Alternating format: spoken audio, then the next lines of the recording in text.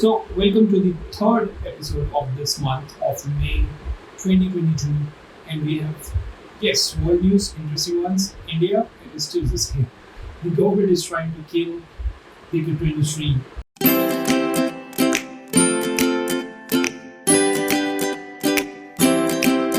So, if you're following the Terra Luna crash, you know that it has been a very few bad last 2 weeks for people in the crypto space. It has been a crypto crash.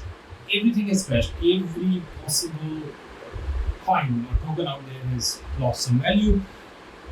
Among all of this bad news, sad news, is one good news from Brazil. Brazilian crypto exchange refunds all USD holders 1:1.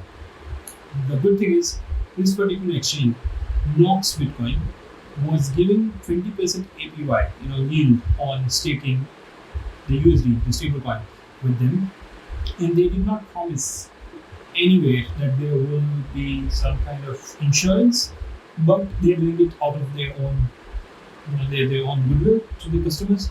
So this is an amazing news. I mean, out of some good news out of all the bad news that has been plaguing the industry for the last 2 weeks. So I thought this would be a wonderful start. This is the first news. You can read more in the link down in the description. And let's get on to the second big news now, which is Bitcoin Pizza Day, which is celebrating, which is being celebrated today on 22nd of May, because the first ever transaction that happened with Bitcoin was 10,000 Bitcoins paid for 2 pizzas. So this happened, of course, today that value would be 300 million, something like $300 million. But the first ever transaction happened on May 22. I think it has been 10 years. It occurred on May 22. But let's see. I mean, there's this article that I'm referring, and it was 10,000 Bitcoin paid for pizza, which is worth 300 million today. And yes, so in the remembrance of that particular event, the first transaction that happened with Bitcoin, every year people celebrate International Bitcoin Pizza Day. There are a lot of events around the world. There's some in India. Every country is hosting some of the Bitcoin pizza events. People are getting together and discussions and some of the. I mean, a lot of bigger exchanges like Huobi, and there's even a Pizza DAO which has sponsored, which has organized events around the world.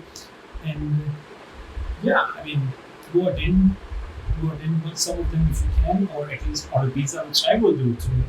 So I'll have pizza with celebrating this particular day, and I'll tweet something about it. Yeah. So that's the second big news. Again, interesting.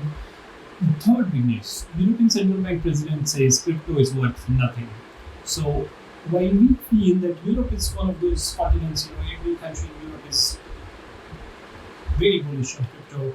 They are the countries which is actually pro crypto. They are kind of embracing crypto. They are letting it like Norway made this Bitcoin mining ban, it was not passed.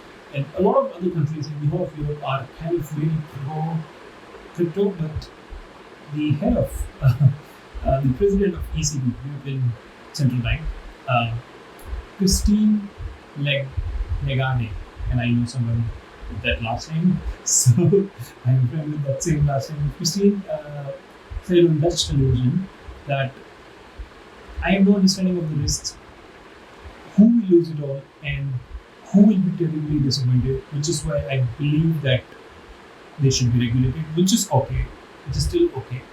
But my very humble assessment is that it is worth nothing, it is based on nothing, there is no underlying asset to act as an anchor of safety, and the day when we have the central bank digital currency out, CBDC, digital euro, I will guarantee, so the central bank will be behind it, and I think it's vastly different than many of those things.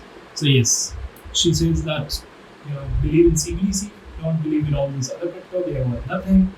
I mean, as the head of European Central Bank, I think it's not a great idea to say things like that, but she's.